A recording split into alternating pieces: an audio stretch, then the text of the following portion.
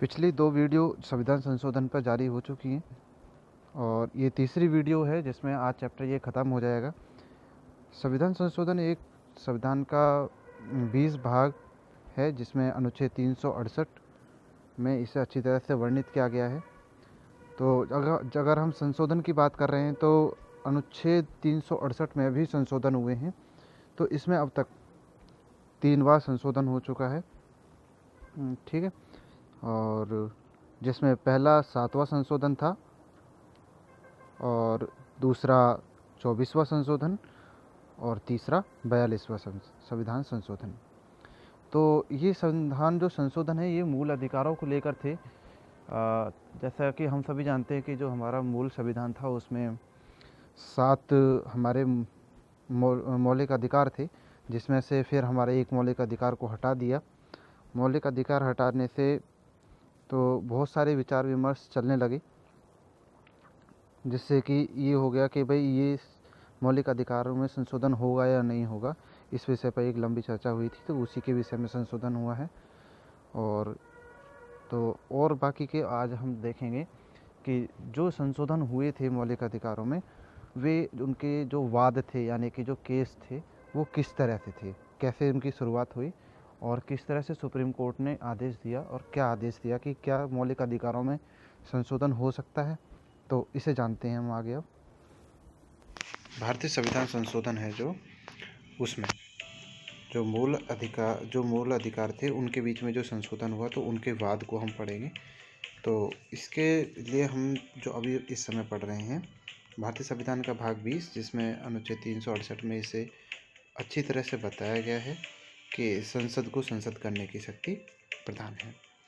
किंतु इसमें एक चीज़ देखी गई कि संविधान में तो सभी चीज़ें आती हैं, यानी कि क्या पूरे संविधान में संशोधन हो सकता है। तो यहाँ पे ये एक विचार विमर्श का बिंदु था, क्योंकि इसमें जो एक अनुच्छेद है भाग 3 का 13.2, इसमें कहा गया कि राज्य को कोई भी ऐसी विधि बनाने का अधिकार नहीं है, यानी कि सरकार को, संसद को, जिससे कि भाग 3 द्वारा प्रदत्त मूल अधिकारों को छीना या न्यून यानी कि कम करना होता हो। तो ऐसी कोई भी शक्ति बनाने का अधिकार नहीं है। तो यहाँ से प्रश्न बन जाता है कि संसद की शक्ति क्या है। तो सवाल बन गया कि संसद के पास क्या शक्तियाँ हैं कि क्या वो मूल अधिकारों में को कम करने पर या फिर उन्हें ख़त्म करने पर कर सकती है, नहीं, ज़रूरत पड़ने पर। तो इसका उत्तर सिर्फ एक ही चीज़ पर टिका हुआ था, जो सुप्रीम कोर्ट पे जिसके ऊपर निर्णय देना था, वो शब्द था विधि, कि इस विधि शब्द का अर्थ क्या है। अलग अलग जो वादकर्ता थे उन्होंने अलग अलग इसकी परिभाषा दी और अलग अलग तरह से इसे समझाया।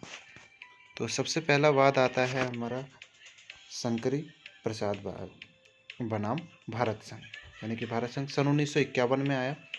हमारा भारतीय संविधान संशोधन भी सबसे पहले सन 1951 में भूमि सुधार से संबंधित था। तो इसमें हमने जो प्रथम संविधान संशोधन हुआ, तो इसके तहत हमने भूमि सुधार तो कर दिया।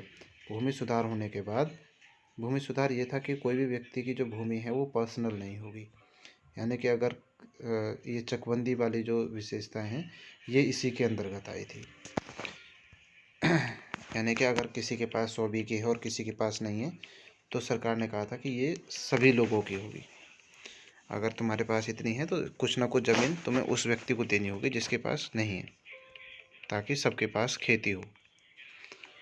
तो कुछ इस तरह का था, यानी कि एक तरह से ये भी देखा जाए तो अधिकार छीनने के बराबर ही था। तो इसलिए एक बहुत बड़ा वाद विवाद बन गया था उस समय। ठीक है। तो सुप्रीम कोर्ट ने ठीक है, तो सुप्रीम कोर्ट में जब इसे रखा गया कि इसे कहा गया कि इस तरह से तो ये लोगों के अधिकार छीनेगा, कि भाई किसी के पास ज़मीन ज़्यादा है तो वो उसकी अपनी है, फिर भी वह दूसरे को क्यों दे।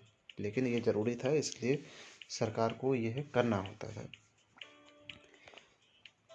तो ये विधि शब्द है, इसको बहुत अच्छी तरह से परिभाषित किया गया। फिर दोबारा से एक केस आया सज्जन सिंह बनाम पंजाब राज्य सन 1965 में। इस बात में कहा गया कि जो सुप्रीम कोर्ट का जो पिछला केस था उसी को रखा गया, और जो 17वां संविधान संशोधन था उसमें जो सन 1964 में हुआ था उसे चुनौती दी गई। सन 1964 में जो संविधान संशोधन हुआ था उसमें था कि जो हमारी 9वीं अनुसूची जोड़ी गई थी पहले संविधान संशोधन के द्वारा, उसमें जो और 2 पॉइंट जोड़े थे उनको चुनौती दी गई थी। फिर उसके बाद वाद आता है गोकलनाथ। गोलकनाथ का एक वाद आता है जो पंजाब राज्य से था सन 1967 में। सुप्रीम कोर्ट में ये केस गया। इसके लिए एक 11 सदस्य की एक पीठ बनाई गई जिसमें जो हमारे मुख्य न्यायाधीश थे सभी थे। जिसमें मुख्य न्यायाधीश अगर हम देखें तो उनका नाम था श्री सुब्बा राव जी। तो इसमें जो शंकरी प्रसाद और सज्जन सिंह वाला जो पिछले केस थे उन्हीं को कुछ बदलाव उलटते हुए कहा गया और इसे पास कर दिया गया। ठीक है, 6 और 5 के बहुमत से। बहुमत होता है जब वोट होती है वहाँ पे, तो इस तरह से इसे पास कर दिया गया। और इसमें कहा गया कि संसद को भाग 3 में संशोधन करने की शक्ति प्राप्त नहीं है। यानी कि इससे पिछले में कहा गया संसद को शक्ति प्राप्त है, इसमें बिल्कुल उलट दिया गया और उसे बहुमत के साथ में पास भी कर दिया। फिर अनुच्छेद 368 में कहा गया कि केवल संशोधन करने की प्रक्रिया का प्रावधान है, इसमें शक्ति का प्रावधान नहीं है। शक्ति तो सिर्फ अनुच्छेद 245, 246 और 248 में निहित है। ठीक है, तो इसे 2 भागों में बांट दिया गया। जैसा कि पहले बताया कि विधि की अलग अलग परिभाषाएं दी गई, उसी तरह से इसमें कहा गया कि संशोधन करने की प्रक्रिया और शक्ति दोनों अलग अलग चीज़ें हैं।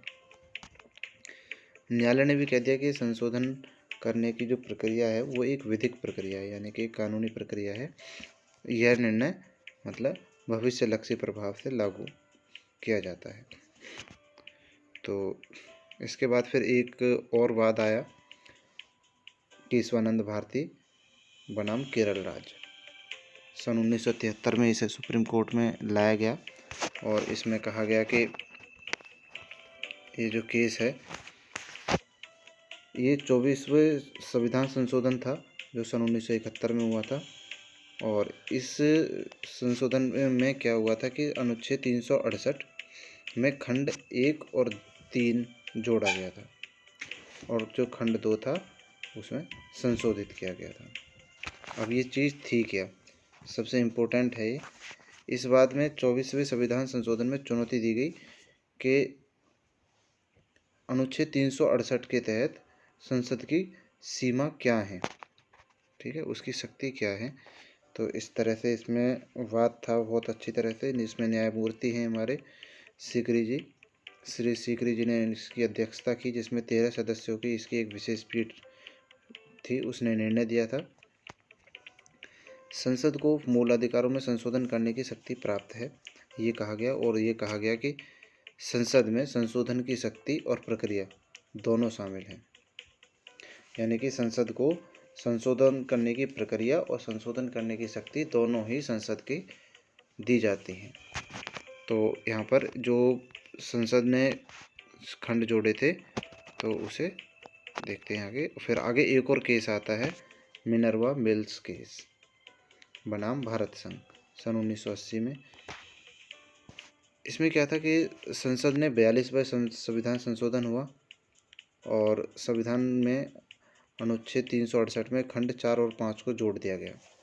अब जो खंड 4 और 5 हैं ये बहुत इम्पोर्टेंट हैं। संसद की जो संविधान संशोधन की शक्ति थी इसमें क्या हुआ कि उसे असीमित कर दिया गया, यानी कि अनिर्बंधित कर दिया गया, किसी चीज़ से बिना बंधे। तो किसी विधि को मान्यता के आधार पर न्यायालय में चुनौती नहीं दी जा सकती। इसमें ऐसे वाक्यों को जोड़ दिया गया कि अगर संसद ने किसी नियम को बना दिया तो उसे संसद में चुनौती नहीं दी जा सकती। इसीलिए इस केस को लाया गया। इसमें केस में कहा गया कि फिर सुप्रीम कोर्ट ने ही इसे आदेश दिया कि जो खंड 4 और 5 जोड़े गए हैं ये असंवैधानिक हैं, क्योंकि ये जो संसद है उन्हें शक्ति तो देते हैं लेकिन ऐसी शक्ति देने के लिए सुप्रीम कोर्ट अनुमति नहीं देता। तो मिनर्वा मिल्स केस ये अंतिम केस था और इसमें कह दिया गया कि जो संविधान है उसमें संशोधन करने की जो प्रक्रिया है वो सभी खंडों में संशोधन कर सकते हैं, चाहे वो संविधान मौलिक अधिकार ही क्यों ना हो।